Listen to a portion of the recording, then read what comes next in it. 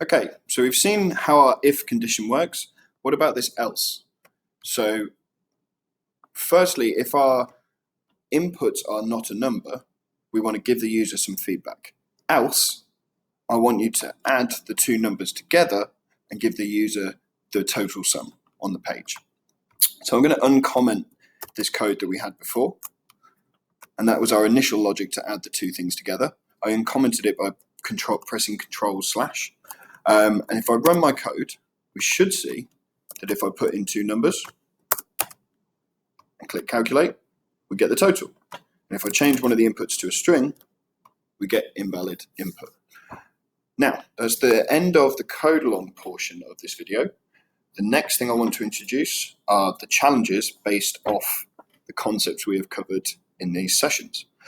So to do that, you should have had a link attached to this video. One was for the starter code for the code along, and the second was the starter code for the challenge.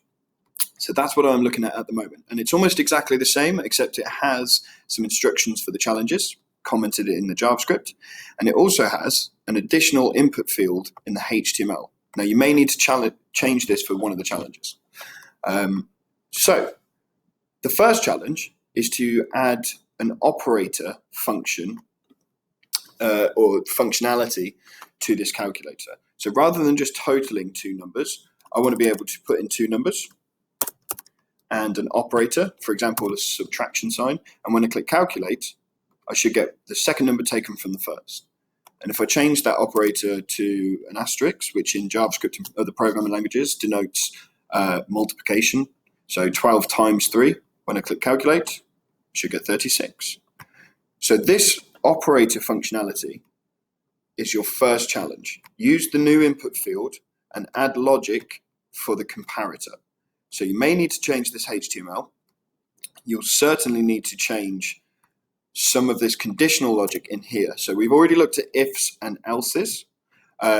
You will need to add some more conditions known as else ifs. So you need to do a little bit of research around that, but how can you add some more conditions in to say, else if my operator is plus, do this thing. Else if my operator is an asterisk, times the two things together.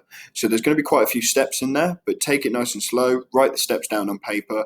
You need to go through some of the same steps that we've done together. How do you get the value out of this operator field, and what conditions do you want to set up based on what that operator value is? So that's your first challenge.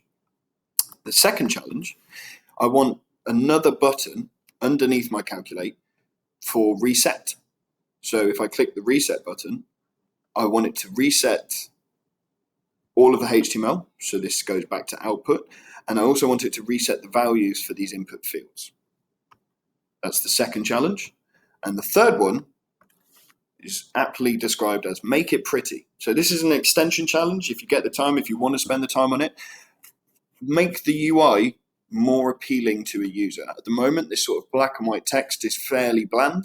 So this is a chance to sort of play around with the CSS, make it look how you want it to look. So those are the challenges. And I'm going to sign off on the video now, and hopefully you've enjoyed the session.